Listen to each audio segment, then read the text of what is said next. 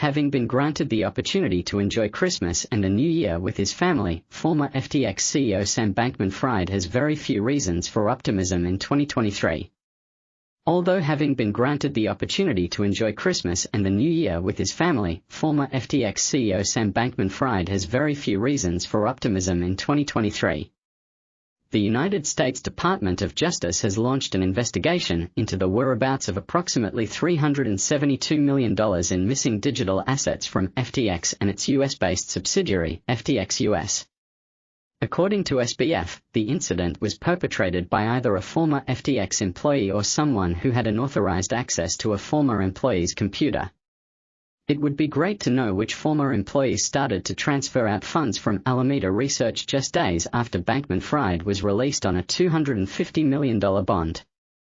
The Alameda wallet was found to be swapping bits of ERC20s for Ether, ETH, and Tether, USDT, and then those assets were funneled through instant exchanges and mixers.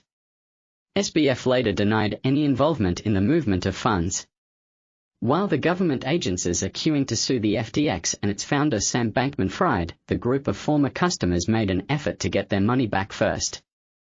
Having filed a lawsuit in the United States Bankruptcy Court for the District of Delaware, 4 plaintiffs seek to obtain the priority rights to return digital assets held by FTX US or FTX.com to its customers.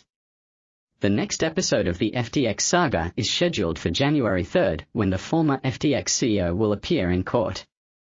Reportedly, he will plead not guilty to the alleged FTX and Alameda-related financial frauds.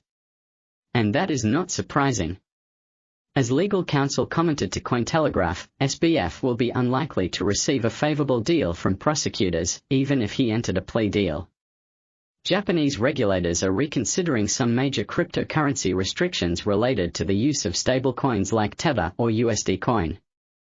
The new stablecoin regulations in Japan will allow local exchanges to handle stablecoin trading under the condition of asset preservation by deposits and an upper limit of remittance. Allowing stablecoin distribution in Japan will also require more regulations related to anti-money laundering controls, the Financial Services Agency of Japan said.